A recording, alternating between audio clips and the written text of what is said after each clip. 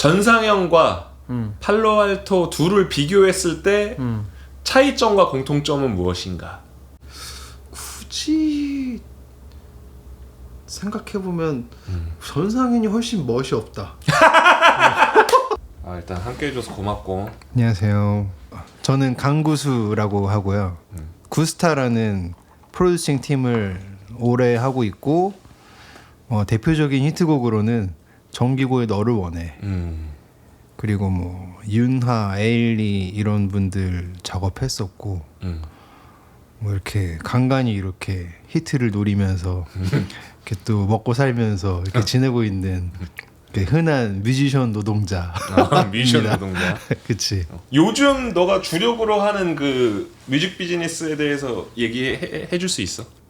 거의 최초인 것 같은데 이제 일반인들을 대상으로 그 기간을 정해놓고 예를 들어 뭐 음악을 아예 몰라도 우리한테 오면은 작사 작곡 알려주고 노래도 녹음해서 4개월 후에 이제 음원이 아예 정식으로 발매되는 사업을 이제 한 5, 6년 전에 시작해서 이제 한 120곡 넘어갔고 참여한 사람도 뭐 60명 이렇게 넘어갔고 이렇게 그 꾸준히 하고 있지. 회사 이름이라고 해야 될까? 프로젝트 이름을 알려줘. 그 구스타 위드유 프로젝트인데 그러니까 우리 팀 이름이 구스타고 뭐 같이 그렇게 뭐 내가 큰 의미를 두고 지은 건 아닌데 하다 보니까 정착돼서 그걸로 그냥 쭉 하고 있고 요즘에 약간 이제 온라인으로도 하고 있고 약간 좀 넓히고 있어. 내가 영상에 그 계정을 띄워놓을게. 혹시나 이걸 보다가 하고 싶은 사람이 있을 수도 있으니까. 댓글에 그냥 해놔도 되고. 이렇게 친절하게. 아니 그래도 이거 공짜로 와서 해주는데 뭐라도 도움이 돼야지. 그러게. 감사합니다. 이제 이런 일을 하는 사람이고 그리고 이제 나랑은 중학생 때 중학교 1학년 때 같은 반이 돼서 그때부터 친해져서 아직까지 인연을 이제 함께 유지하고 있는 매우 가까이 지내고 있는 사람 중 한 명이고 나의 어떤 치부까지 거의 다 알고 있는. 너 치부는 의외로 안 와? 그러니까 뭐 약간 그런 뭐 그러니까 별의별 모습을 다 봤다 이거지. 별의별 모습은 맞지. 서로 별의별 모습을 다 봤지. 그지. 그리고 이제 내가 가사에서 몇 번 언급했는데. 이제 가장 최근은 그 더트 앨범의 이제 별점 테러라는 곡에서 맞아. 불알 친구 구수가 최근에 말했어라는 이제 가사가 있고 예전에는 이제 녀석들이라는 곡에서도 등장하고 맞아. 그리고 내 발자국이라는 곡 그 치얼스 앨범에 거기서도 등장하는 맞아. 내가 음악을 좀 진지하고 본격적으로 시작할 때 시작에 이제 함께 있던 친구고 그리고 그때 시작할 때 재미로 하던 친구들이 여럿 있었는데 그 중에 유일하게 이제 지금까지 현역으로 음악 산업에 종사하고 있는 사람이지. 그런가? 그렇지. 그리고 지금이야 너도 이제 좀 더 사람이 좀 차분해졌지만 중학생 때는 너가 워낙 그 반 안에서도 까부는 성격이고 좀 맞아. 관종기가 많았잖아. 맞아. 그러니까 사람들 앞에 나서는 거 좋아하고 나대는 성격이어서 학교에서도 좀 시비 털려서 많이 싸우고. 맞아. 그러니까 왠지 너 띠꺼운 애들이 이제 너한테 시비 털어서 싸우면은 너가 또 그때도 덩치가 커서 맞아. 또 시비를 당하지만 거의 싸우면 이기고. 결국 이겨냈지. 그래서 약간 그 이제 뭐 우리 표현으로는 족밥계 일장이다. 맞아. 족밥장. 족밥장. 그래서 걔 약간 그 꼭 그런 이제 일진 세계로 가진 않았지만 좀 싸우는 애들이 건드리면 맞아. 지진 않는다. 몇 개의 별명이 있었지. 문지기. 일단 날 이겨야 노는 애들 곁으로 갈 수 있다. 그렇지. 강구수를 이겨야 이제 일진 세계로 진입할 수 있다. 내가 많이 막았다. 근데 여럿 못 가게 했지 이제. 진입 장벽 높았지 나도. 창피하네. 동창들 볼까봐. 오케이. 그래서 우리는 이제 중학교 1학년 때부터 알게 됐고 그래서 나도 이제 본격적으로 진지하게 음악을 시작한 게 구수랑 같이 이제 창작을 하면서 시작됐고 구수 같은 경우는 집에서 이제 롤랜드. 나름 롤랜드잖아 그래도. 그래도 사운드 꽤 괜찮았지. 그러니까 그 롤랜드를 켜서 연주를 해보면은 우리가 평소에 듣던 가요 소리랑 되게 비슷한 그치. 좋은 장비를 갖고 있으니까 내가 너네 집에 자주 가서 작업을 했고 심지어 좀 시간이 지나서는 막 내 기억에 한 중3, 중2 때는 너가 없을 때도 너네 집에 가서 네가 연락해서 나 가서 하면 안 되냐고. 그래서 나 아직도 기억나는 게 내가 너네 집에 가면 너네 어머니가 이제 요리를 하고 계시잖아. 그럼 안녕하세요 그러고 그럼 너네 어머니도 이제 하도 자주 오니까 그래 뭐 너무 시끄럽게만 하지 마라 이러면 내가 가서 작업을 하다가 너네 어머니도 어쨌든 친구 아들인데 저녁 시간 밥 먹을 때 되면은 나만 빼고 밥 먹을 수가 없잖아. 그럼 너가 없는데 너네 가족들이랑 밥을 같이 먹어. 근데 어머님한테 연락 와서 상현이랑 좀 잠깐 거리를 더 주면 안 되냐고. 그러니까 내가 그런 게 아니에요, 어머님. 넌 얼마나 억울하겠어. 억울해요. 우리 엄마는 그것도 모르고 구수한테 상현이랑 잠시 동안 얘 공부해야 되니까 잠시 동안만 좀 연락하지 마라. 그러니까. 아 우리 엄마도 진짜 잘 돼서 다행이야. 음악적으로 뭐라도 돼서 다행이지. 잘 돼서 다행이야. 안 풀렸으면 그냥 존나 개념 없는 그러니까. 민폐 친구. 그때 너랑 나랑 중학교 1학년 때 같은 반이 됐고 초반까지는 뭐 그러니까 막 같은 반이 되면서 곧바로 안 친해졌거든. 그러다가 이제 음악 때문에 어느 순간 친해지고 뭐 너도 이제 당연히 알겠지만 내가 그때는 막 그냥 반에서 조용히 막 만화 그리고 이런 애였잖아. 그냥 씹덕 같은 스타일이었잖아. 맞아. 그러니까 나의 첫 기억이 어땠어? 중학교 1학년 때? 나는 근데 엄청 기억하는 게 중학교가 그러잖아. 다른 초등학교에서 처음으로 이제 다 섞이는 장소잖아. 그렇지. 초등학교 1, 2학년 때 엄청 이지매를 당했었잖아. 그런 근데 그랬지. 전학 가가지고 2학년 때 전학 가서 어떻게 풀려가지고 이렇게 깝치기도 하고 친구들도 많이 생기고 그렇게 지내다가 중학교 왔는데 난 본능적으로 그런 걸 느꼈어. 기싸움에서 밀리면 안 된다.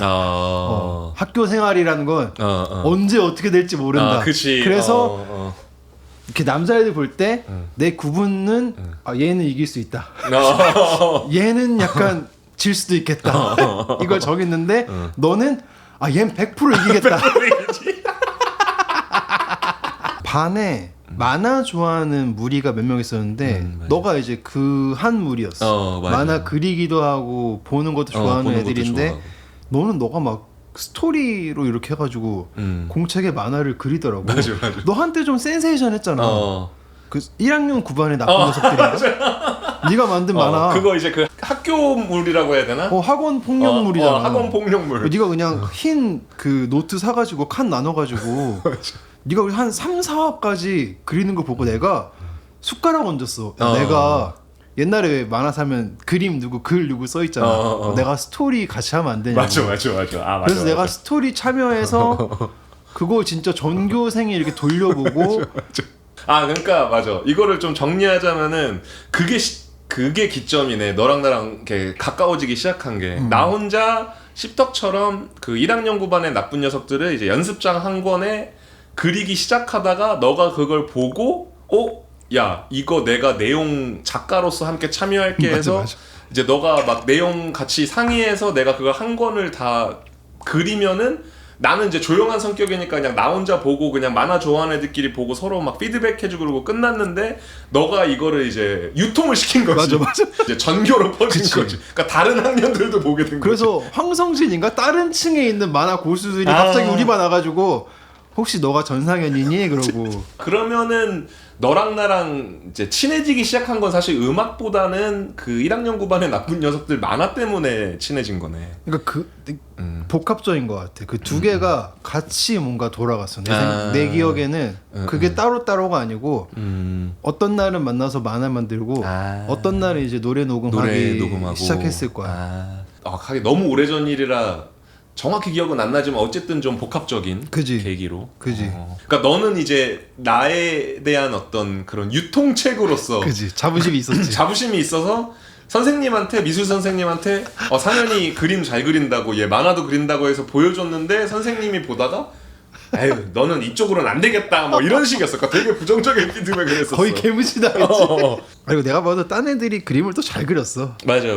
그래서 네가 이제 만화를 별거 아니지만 그 당시는 누가 뭐 지금 만화가 시켜준다 가수 시켜준다도 아닌데 혼자 막 엄청 며칠 고민하고 존나 진지하게.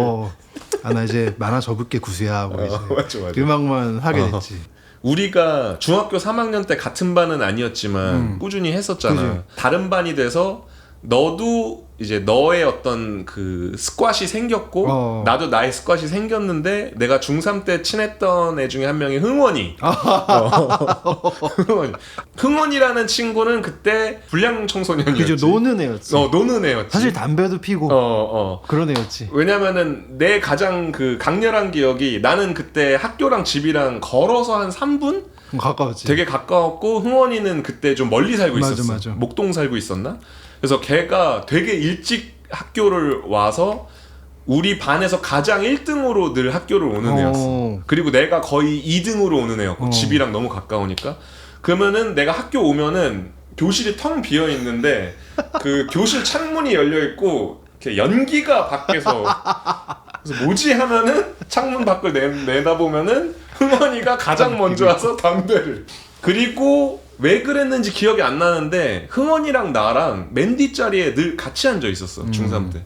그래서 흥원이랑 이제 너무 친해졌고 그리고 흥원이가 그때 힙합을 되게 좋아했어. 맞아. 그래서 그 당시에 이제 1999 대한민국 조피디 막 이런 게 나올 때였어. 막 원타임 진우션 이런 음악들이 좀 인기가 있을 때. 그치. 그러니까 반의 애들은 좀 관심이 없는데 힙합 좋아하는 애들은 되게 좋아하는. 그래서 내가 흥원이랑 이제 친해지면서 막 랩에 대한 이야기를 하면서 친해져서 내가 멤버처럼 객원 멤버처럼 개건 멤버처럼. 그리고 이제 그 우리 반에 조도희라는 친구가 맞아. 있었는데 걔는 이제 공부도 잘해서 우리 반의 부반장인데 인싸. 맞아. 인기도 많고. 인기도 많고. 그러니까 그때 너랑 나랑 회의를 한 게 우리가 너무 족밥이라 이렇게 열심히 만들었는데 우리가 인기가 너무 없다. 우리가 너무 족밥이라. 일단 내가 너무 나 스스로 알고 있었어. 나 너무 인기 없다. 널 이렇게 좀 노는 애들도 이렇게 좀 하고 그러면 그치, 이게 좀 그치. 널리 퍼지지 않을까. 결론적으로 그렇게는 안 됐지만 아무튼 그때 그런 시도를 우리 안에서 했었지. 우리가 맞아. 시도를 했지. 근데 생각해보니까 내 중학교 인생은 거의 너의 어떤 자산을 내가 다 써먹었네. 아 그랬을 수도 있어. 음악 장비, 삐삐 맞아. 다 써먹었네 진짜. 맞아. 우리 집 식량. 식량, 너의 어떤 간식. 인맥 그지. 다 써먹었네. 재밌었지. 이제 좀 넘어갈게. 네. 좀 근원적인 질문인데 너는 왜 음악이 좋았고 음악하는 일을 업으로 삼아야겠다고 생각했어? 갑자기? 어릴 때 일본에 살았잖아. 우리 그치. 아버지가 일본 분이시고 어머니가 한국 분이셔서 내가 태어나자마자 일본에서 8년 살고 초등학교 1학년 입학 직전에 와가지고 한국에 왔잖아. 그렇지. 그러면서 이제 이지메를 당했어. 그렇지. 나는 이제 왜냐면- 잘 알고 있지 그거에 대해서. 왜냐면 그 아예 한국말을 못하는데 엄마가 억지로 한국 학교에 집어넣은 거야. 원래 그게 말이 안 되는데 근데 그때는 워낙 그런 게 많아. 선생님들한테 뭐 돈 주는 건 너무 당연했는데 아무튼 교장 선생님한테 막 엄마가 접대해가지고 학교에 들어갔는데 우리나라는 또 반일 교육도 엄청 하잖아. 그러다 보니까 또 애들은 순수해서 잘 몰라. 그래서 약간 좀 너무 다르고 말 못하니까 처음에 좀 신기하게 보다가 약간 이제 괴롭힘의 대상이 된 거지. 그렇게 1, 2년 지내고 특별히 내가 막 자신 있는 게 없었는데 이제 엄마가 그때 운전을 이미 하셨었어. 하고 차에서 음악 같은 거 많이 틀었는데 조용필 노래를 많이 틀었거든. 근데 그 조용필의 꿈이라는 노래를 내가 어릴 때 거의 최초로 외운 한국 가요였어. 이건 처음 듣는 것 같은데. 그래서 그거를 친척들을 만나거나 하면은 구수 이 노래 잘한다고 엄마가. 근데 나 부르면 친척들이 되게 잘한다 잘 칭찬을 해주니까 그게 약간 자신감이. 그러니까 맨날 이짐에 당하는데 이런 거 하면 친척들이 뭐 잘한다 그러니까 되게 위안이 됐지. 그러면서 좀 노래 듣는 거에 대해서 많이 이제 열리게 됐고 아무래도 우린 딱 서태지. 우리 어렸을 때 서태지 아이들이 나왔잖아. 그 2학년 세대지, 때가 우리는. 3학년 때 난리가 났잖아. 그러면서 이제 또 우리 이모부가 뭐 TMI지만 우리나라에서 제일 큰 나이트클럽 사장님이셨거든. 그렇지. 그래서 연예인들도 되게 많이 보고 나도 막 많이 만나게 해주고 그렇지. 뭐 음악이 되게 친숙했어. 그리고 그때 판이라 그러잖아. 나이트클럽엔 판이 있으니까 테이프나 그런 CD도 이모부 집이나 우리 집에도 되게 많고 그래서 맞아. 그래서 음악을 좋아하게 됐지. 많이 듣고. 왜냐면 나도 어렸을 때 기억이 이제 이모부의 영향으로 너가 가수들도 좀 보게 되는 기회도 맞아. 있고, 그러니까 음악이랑 되게 친한, 맞아. 친밀한 상황이었지. 그래서 네가 기억할지 모르겠는데 중1 때 내가 지금 생각하면 웃긴데 전교에서 노래 제일 잘하는 애였어. 맞아.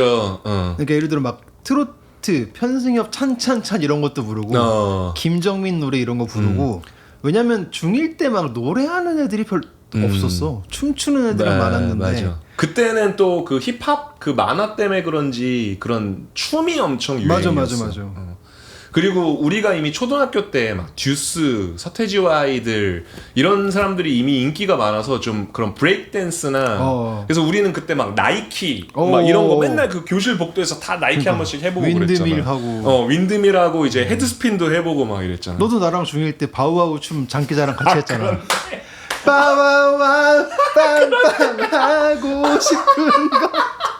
아 그게 내 인생 첫 무대였을 거야 그게.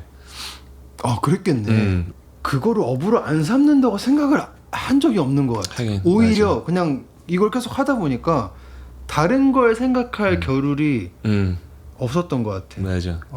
근데 나도 사실 맞아. 나도 너를 안 만났으면은 음악인으로서 살아야겠다라고 더 구체적으로 생각 안 했을 것 같아. 내가 딱 한 번 2007년에 2004년인가 일본에 가가지고 일본 에이벡스라는 데 들어가서 거기서 좀 잘 풀려가지고 그룹으로 뭐 이렇게 활동을 하는 그런 계획이 돼 있었는데 내가 이제 프로듀서 겸 이게 남자 보컬이고 래퍼 있고 맞아. 여자 보컬이 있는 팀이었는데 그게 어떻게 안 좋게 빠그라진 거야. 되게 좋게 막 가다가 뭐 공연도 많이 하고 그러다가 빠그라지고 이제 일본에서 알바하면서 사는 것에 지치고 그래서 그때 이제 그만둘까를 한번 처음 생각했던 게 2007년에 이제 맞아. 이제 그만두고 한국 가야지라고 간 거였는데 그때 마침 아내의 유혹이라는 드라마 OST 내 노래가 뽑혀가지고 거기서 그만뒀어야 되는데 나이도 젊었고 아직 그것 때문에 또 계속 가게 된 거지. 그러면서 또 이제 어쨌든 뭐 돈을 벌게 됐으니까 처음으로. 그렇다면은 이것도 너무 갑자기 질문이 좀 바뀌는 것 같은데 사실상 너랑 나랑도 힙합을 같이 좋아했고 어렸을 때도 막 내가 좋아하는 힙합 이제 너한테 공유하면 너도 좋아했고 같이 그런 얘기도 많이 나눴잖아. 너가 이제 힙합 한국 힙합을 처음 알았을 때부터 지금까지 해서 가장 너가 느끼는 한국 힙합이 가장 좀 재밌고 좋았을 시기가 언제야? 힙합이랑 너를 거의 한 20년 전 정도부터 따로 분리해서 생각한 적이 없는 것 같아. 그러니까 나한테 힙합은 전상현의 어떤 퀘스트, 그러니까 모험 같은 거 같아. 얘가 여기서 요렇게 되네, 요렇게 되네를 그게 일단 커서 어쩔 수 없이 기억에 남는 건 너가 이제 TV 나오고 잘 됐을 때가 제일 기억에 남지. 그러니까 쇼미 나올 때 그때 우리끼리는 되게 단톡방에서 고민을 많이 했잖아. 그치. 말해도 돼? 나가냐 마느냐 이런. 맞아, 그리고 옛날에 맞아.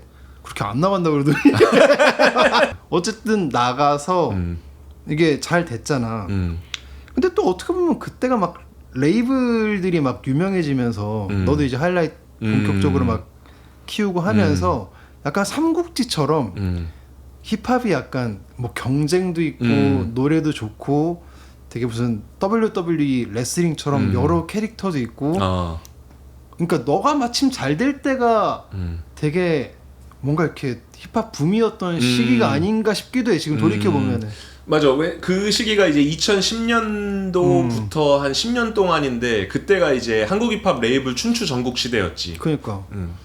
근데 마침 그 흐름에 네가 있어서 더 많이 듣고 관심 갖고 우리는 되게 재밌었지. 그러면은 요즘 한국 힙합을 봤을 때 너의 어떤 느낌이나 감상이나 그런 걸 좀 얘기해줘. 궁금해. 거의 일반인 수준이라고 생각하고 이해해줬으면 좋겠는데 약해지긴 한 것 같아. 뭔가 이런 붐은 확실히 꺼진 것 같아. 어떤 그런 흥행적인 대중성적인 면에서. 근데 오히려 이제 장르적으로는 자리를 잡은 게 아닌가. 그러니까 온갖 곳에 힙합이 사실 요소가 들어 있는 거죠. 어떻게 보면은. 그렇지. 가요에도 힙합적인 요소가 들어 있고. 그러니까 예를 들어 아이돌 래퍼, 아이돌에서도 랩 파트 애들 있잖아. 근데 그런 분들 실력이 엄청 높아진 거 같아. 그렇지. 그러니까 기본적인 그분들이 스킬이 옛날에 솔직히 약간 폄하하고 그런 거 있긴 했잖아. 우리끼리 그냥 왜 랩을 저렇게 하지 막 이렇게 했는데 요즘에는 그런 분들도 랩을 다 잘하시고 거꾸로 또 힙합에도 다른 음악 장르 요소가 너무 많아가지고 약간 이제 이걸 오래 해오던 사람들은 좀 헷갈릴 수도 있을 것 같아.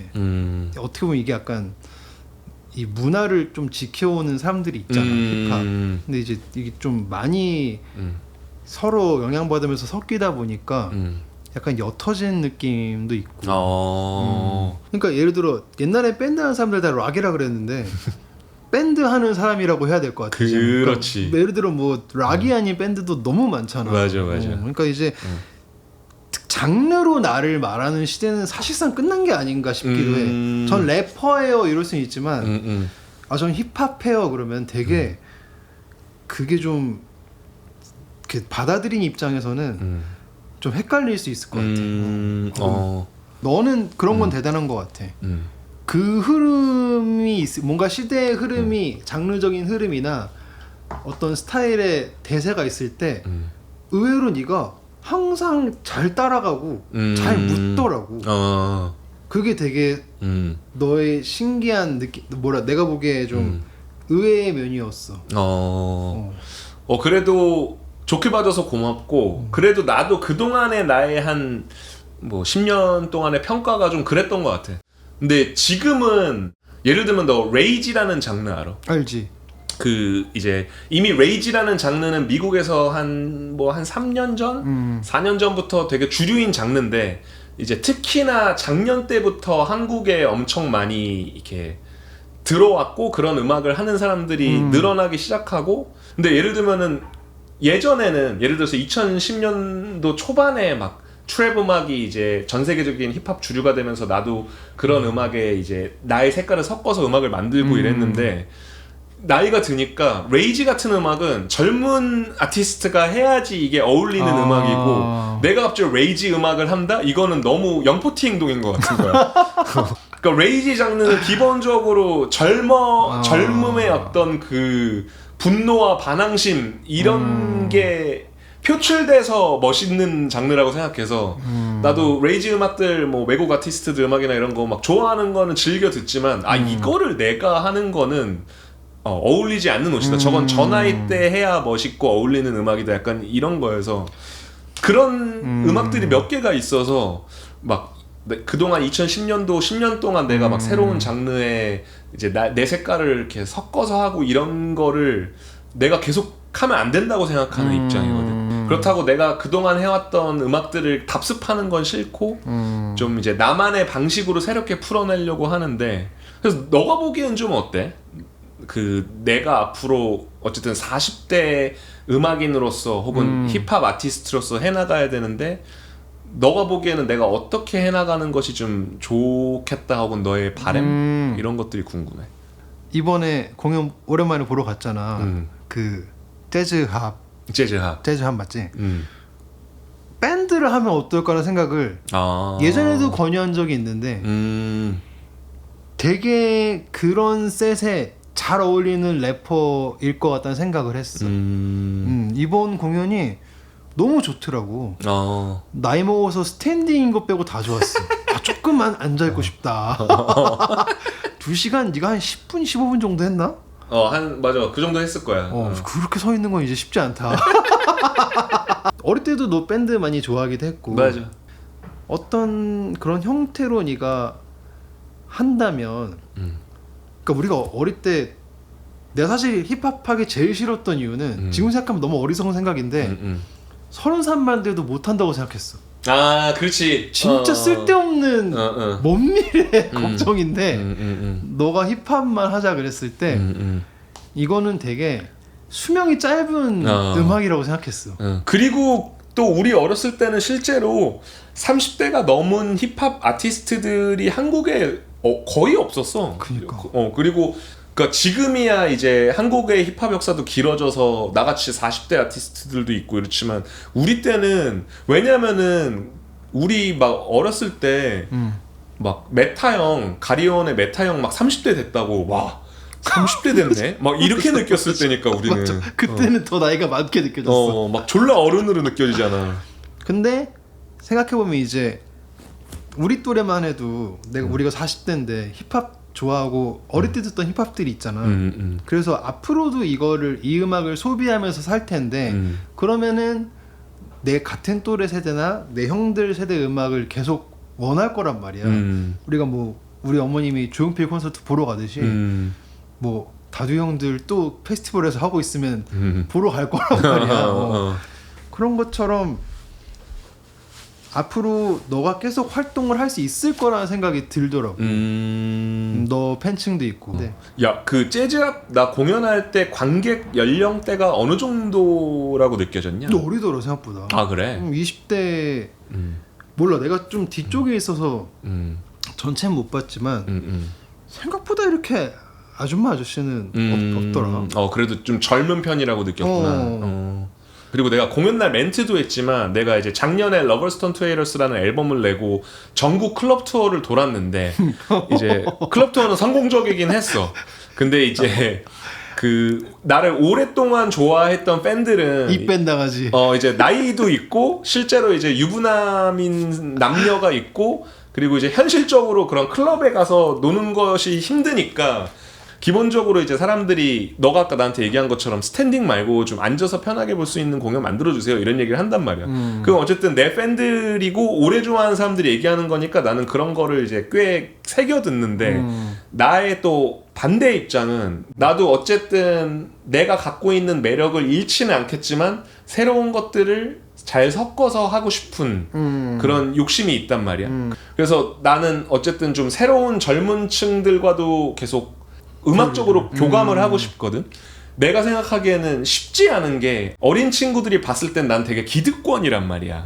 왜냐면은 특히나 어린 층들은 나를 쇼미더머니의 프로듀서로서 봤을 거고 뭔가 누군가를 평가하고 어쨌든 뭔가 이렇게 파워가 있던 사람이잖아. 누군가 이렇게 선택할 수 있고 막 레이블의 대표였기도 하고 이미 어떤 업적을 이룬 사람의 이미지다 보니까 그리고 예를 들면 내가 유부남의 삶을 랩으로 하면은 21살 음악 애호가가 그거를 듣고 싶어 할까? 이런 생각도 들거든. 아니 근데 이거는 좀 걱정할 필요가 없을 것 같은 게 너는 이미 너라는 어떤 브랜드가 힙합 위인전에 있는 사람처럼 있다고 생각해. 근데 만약에 너가 앨범도 한 막 5년 안 내고 막 공연도 안 하고 그러면 자연스럽게 너랑 안 하겠지.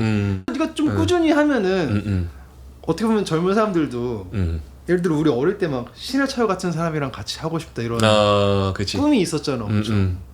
그리고 아까도 얘기했지만 이제 지금 어떤 새로운 힙합 음악들은 와 이거는 거의 힙합이 아닌데 이런 음악들도 많고 그러니까 내가 힙합을 접근했던 방식이랑 아예 다른 방식으로 접근하는 음악이 많으니까 그러면 나도 그 아티스트들을 매력적으로 느끼는데 이들과 음악적인 교집합을 어떻게 만들어 가지는 것이 가장 효과적일까 그리고 공감대를 어떤 면에서 찾아야 어린 세대들이 들었을 때도 공감을 할 수 있을 것인가 이런 거에 대한 이제 고민들이 생기기 시작하더라고. 음악씬에서 제일 달라진 게 뭐냐고 생각하냐면 내가 스스로 음악을 선택해서 듣지 않는 시대가 완벽하게 왔다고 생각해. 그게 한 3년 정도 된 것 같아. 그러니까 국내 스트리밍 앱들 뭐 멜론이나 지니, 벅스 이런 것들이 그 점유율이 높을 때는 그래도 그 앞에 있는 최신 음악이라는 게 되게 중요했어. 그치. 그러니까 아티스트들도 거기 걸리려고 막 유통사랑 막 조율하고 이런 거 많잖아. 그렇지. 그리고 거기서 그래도 그 좀 이렇게 디깅하는 사람들은 최신 음악 눌러보고 뭐 커버가 예쁘다든지 아티스트 이름 특이하다든지 그러면은 눌러서 들어보는 게 음악 듣는 사람들의 어떤 디깅 많이 하는 사람들의 습관이었다면 지금 완전 그게 뒤집힌 거야. 그냥 틀어 하나를 그럼 자연스럽게 딴 노래 들려주고 너무 궁금한 아티스트 이름 정도 찾아보는 수준이고 내가 이 노래 자주 듣는데 이 노래 제목이랑 아티스트를 모르는 경우가 진짜 많더라고. 그렇지. 공감해. 그러면 뭐가 되냐면 최신곡에 대한 경계가 되게 없어진다고 생각해. 그러니까 내가 몰랐던 곡이 사실 그냥 신곡인 거야. 그러니까 예를 들어 어느 날 너의 어떤 사람들이 뭐 하더가든 음악 듣다가 너의 배짱이가 갑자기 나오는 거야. 이 래퍼 누구지? 근데 들어보니까 꽤 옛날 노래고 팔로알토 이름 들어봤는데 그럼 걔한테는 그게 신곡이거든. 와. 이거 너무 좋은 얘기다. 그래서 어떻게 보면 이제는 너무 경쟁할 게 많아진 거야. 맞아. 어떻게 보면 우린 막 옛날 아티스트들이랑도 경쟁해야 되고 왜냐면 다 좋은 음악은 너무 많으니까. 너무 많지. 우리 역사에 너무 많으니까.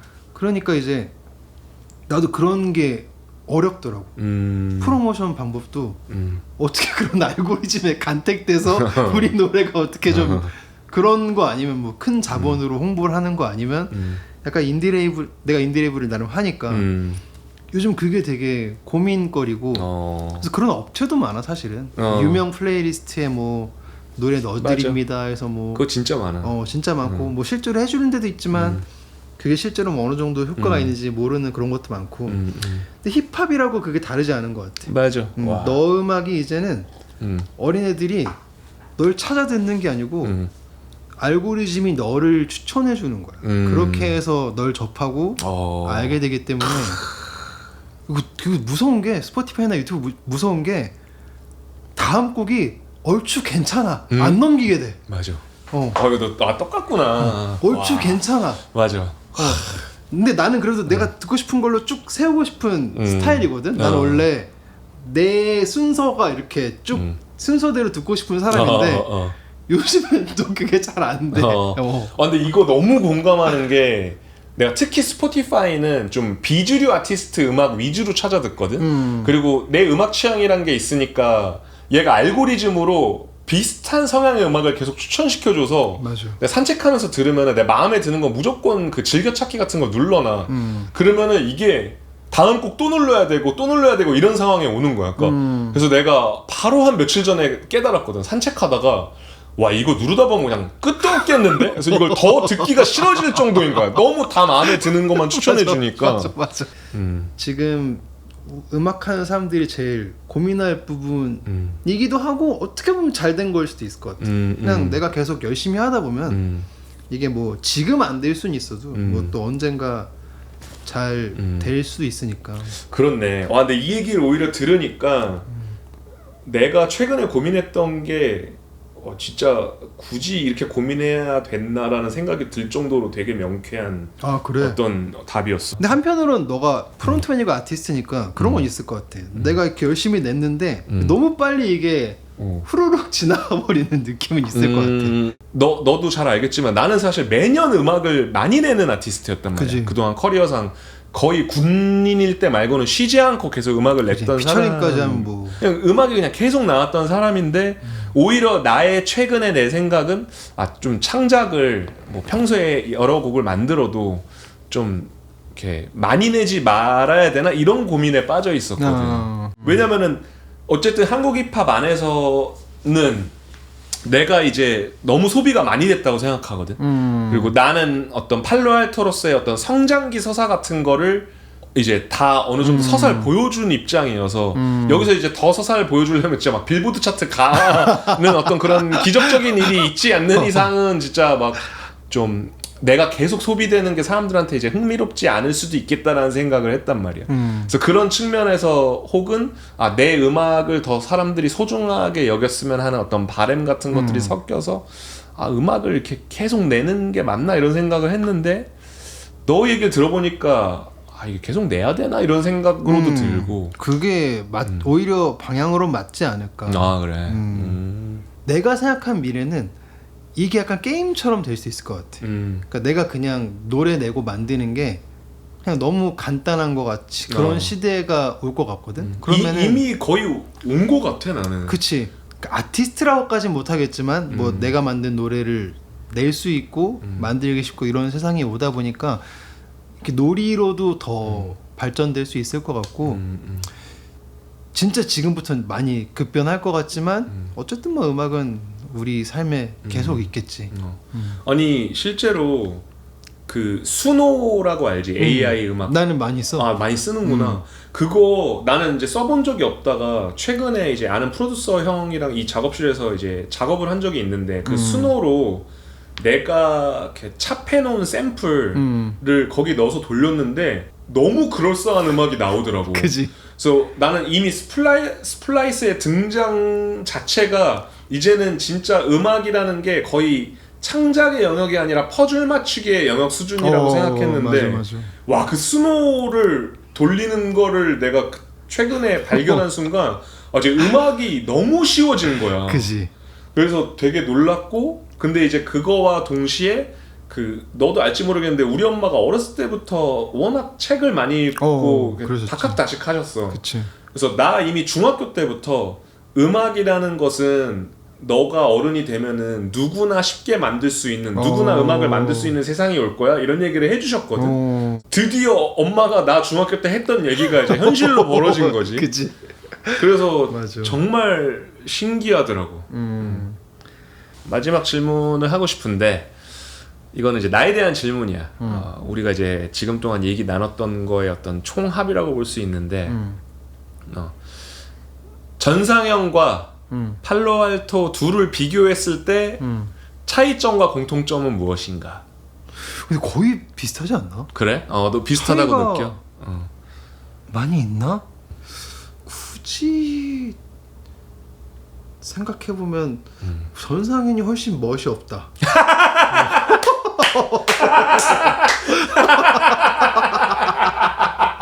솔직히 이렇게 쿨하다고 생각한 적이 없어. 이번 달에 아이 쇼핑이라는 드라마가 방영하는데 오랜만에 내가 OST 썼거든. 참여했어. 엘리엇이라는 동생이랑 내가 거기 숟가락 얹어서 이렇게 같이 만들어서 오. 나오는데 많이 봐주시고 들어주세요. 오케이. 이렇게 하면 뭔가 연예인 같잖아. 홍보 때문에 나온 거 그렇지, 같잖아. 그렇지. 마지막에 아이쇼핑 홍보하지. OST 홍보 때문에 나온 거 그렇지, 같잖아. 그렇지. Nevertheless라는 노래입니다, 여러분. 오케이. 많이 들어주세요.